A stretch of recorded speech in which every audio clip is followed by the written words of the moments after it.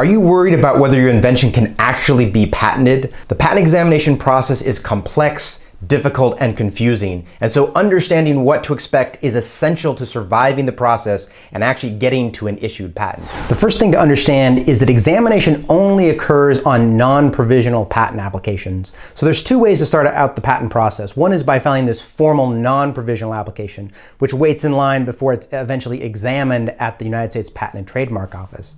Alternatively, you can start off with a provisional patent application. Provisional patent applications, they are just placeholders. They only last for 1 year, they automatically expire at the end of the year, and there's no substantive examination of the provisional application. Provisional applications are great for startups, and it's typically what I do with my clients to start the patent process.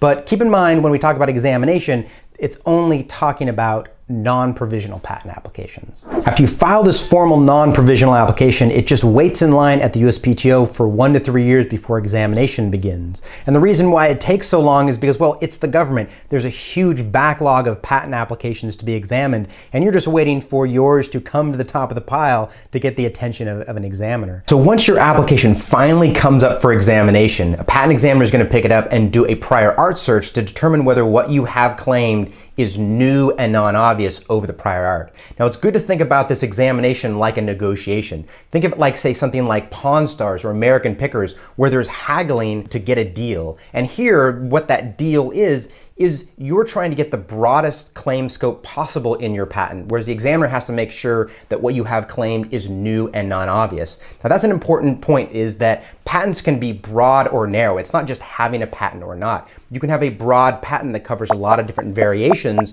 or you can have one that is so narrow and so specific that it's almost impossible to actually infringe. And the way that you get the broadest claims possible is starting out knowing that your claims will most likely be rejected.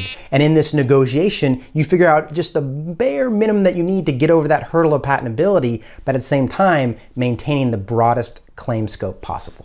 So what the examiner is going to do is they're going to formalize their rejections based on the prior art in what's called an office action and send that to you. Now, the way you respond can be a couple of things. One is you can argue against the rejections, tell the examiner, well, you're wrong about how you're interpreting our claims, or you're wrong about the prior art, or you can amend the claims to differentiate over the prior art.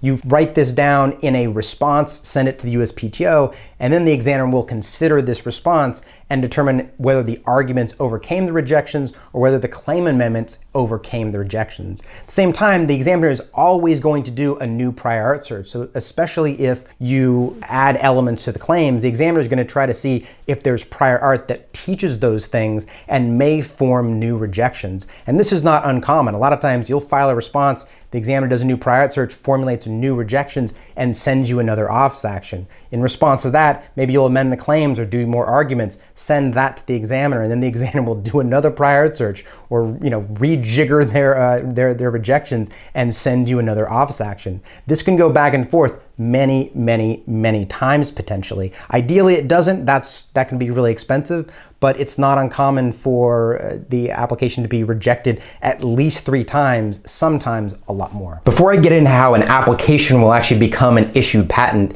if you're getting some value out of this video, give it a like real quick, and that'll really help the channel and promote these videos and get them out to more people. So hopefully at some point after this back and forth with the examiner, you have a response and the examiner does a prior art search and determines, hey, what you have claimed, it's new and non-obvious over the prior art, whether that's based on claim amendments you've made or arguments you've made. The examiner at that point will issue what is called a notice of allowance, and then it gives you a timeline to pay an issue fee. You pay this issue fee, and then your application will issue as a patent. So to be clear, these rejections relate to the claims of a patent application. So it doesn't relate to the drawings, it doesn't relate to the description, doesn't relate to the background. It relates to this weird, awkwardly worded claims section. And just click on this video here because this talks about what claims are, and it's essential to understand claims if you're going to go through the patent examination process. A lot of people don't understand that. Also, please like the video if you're getting some value out of this and help support the channel. Thanks for watching.